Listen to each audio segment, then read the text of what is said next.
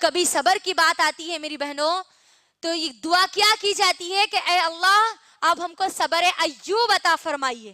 ہوتی ہے نہیں ہوتی ہے؟ یہ ہوتی ہے دعا. جب بھی کوئی مصیبت آتی ہے کوئی پریشانی آتی ہے تو کہتے ہیں کہ اے اللہ آپ ہم کو صبر ایوب عطا کریے. کیوں کہا جاتا ہے کہ کیا کبھی آپ نے غور کیا ایوب علیہ السلام کتنا صبر کرے؟ اللہ اکبر. ایوب علیہ السلام کو جب اللہ نے بیماری دی جس میں ان کا پورا جسم سڑنا شروع ہو گیا تھا تو یہ پوری بیماری 18 سال ان کے ساتھ تھی. 18 سال وہ بیمار تھے ایوب علیہ السلام. غور کریے ان کی 4 بیویاں تھی. ایوب علیہ السلام کی کتنی بیویاں تھی؟ 4 بیویاں تھی میری بہنوں.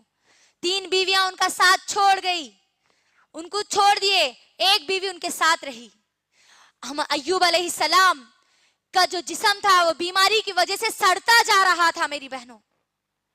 جب ان کا پورا جسم سڑتا جا رہا تھا اور صرف زبان باقی تھی, اگر ہم ان کی زندگی اٹھا کر دیکھیں گے تو ہم کو معلوم ہوتا ہے وہ اللہ سے دعا کرتے تھے کہ اے اللہ آپ میری زبان کی حفاظت کر لیجئے, آپ میری اس زبان کو سڑنے سے بچا لیجئے اللہ, تاکہ میں اس زبان سے آپ کا ذکر کر سکوں. اللہ اکبر. غور کریے پورا جسم سڑا ہوا ہے, یہاں تک کہ جسم میں سے کیڑے ان کے جسم کے نیچے گرتے تھے. جب ان کے جسم سے کیڑے گرتے تھے میری بہنوں تو ان کیڑوں کو وہ اٹھا کر دوبارہ اپنے جسم پر ڈالتے اور کہتے کہ اللہ نے میرے جسم کو تیری غذا بنائی ہے اور تو کھا. اللہ اکبر. غور کریے یہ ہمارے ایوب علیہ السلام 18 سال بیمار تھے. 18 سال. آج ہم کو 18 منٹ کے لیے اگر کوئی مصیبت آ گئی تو ہم برداشت نہیں کر سکتے. 18 سال کی تو دور کی بات ہے. اللہ اکبر. غور کریے اس پورا جسم سڑنے کے بعد بھی وہ کیا کہہ رہے ہیں اللہ کو, اے اللہ تو میری زبان کی حفاظت کر لینا, اس زبان کو سڑنے سے بچا لینا تاکہ میں تیرا ذکر کر سکوں. اللہ اکبر.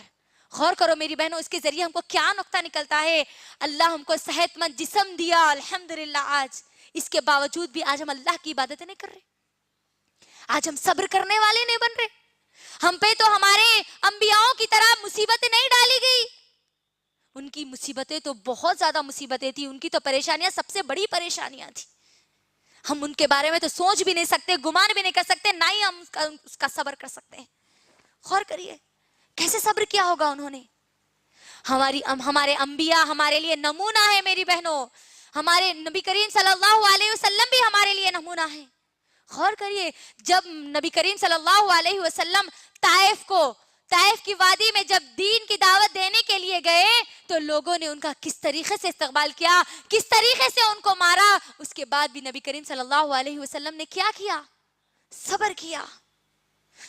ان لوگوں کے لیے اللہ کے نبی صلی اللہ علیہ وسلم نے اپنی زبان سے بددعا کے ایک بھی کلمات نہیں نکالے, ایک بھی لفظ نہیں نکالا.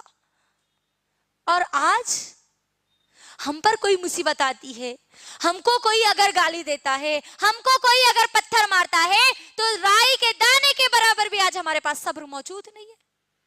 ہماری زبان سے بے ساختہ کئی الفاظ نکل جاتے ہیں بددعائیں کے. غور کریے نبی کریم صلی اللہ علیہ وسلم نے اس وقت صبر کیا یا نہیں کیا؟ آج ہمارے پاس وہ نمونہ موجود ہے میری بہنوں الحمدللہ.